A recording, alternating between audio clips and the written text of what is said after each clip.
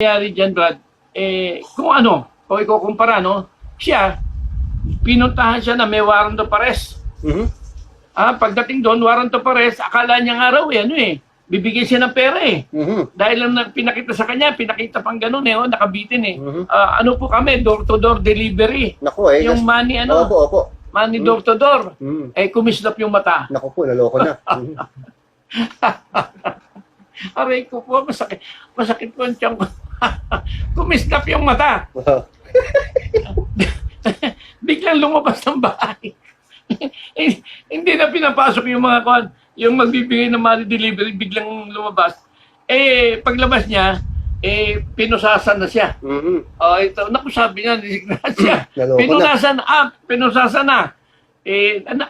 Kami, natatawa lang sa nangyari, pero actually, nakakalungkot. Pero kung pagtitingnan mo yung mukha niya, kasi mukha ni Bitoy yan Yung mukha niya parang mukha ni Bitoy pagka malapit.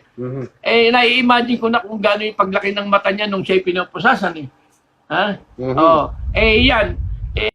Kaya mo na, Brother Bert, sa waran ka na. Opo. Sabi ni Brother Rice Prudente, Oo.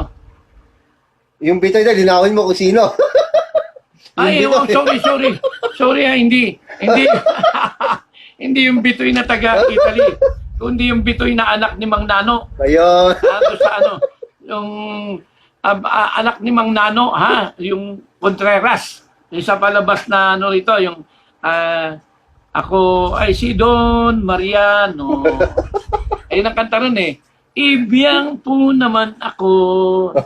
Doon ka lang po sa waran to para sa baka makalimutan mo. Hindi, nililinaw ko lang yung kanta Tapos yung kumanta pa Aling Charing ang ngalan ko. Tapos Kagagaling ni Brother Bert sa meeting sa UP. May binanggit pa. Kaya malakas ang malakas ang aura. Ngayon, hindi po yung kaibigan natin na si si Pastor. Anyway. Kita-kita na lang pala kayo ng mga mo sa UP, Brother Bert. Opo. Kaibigan mo, kaya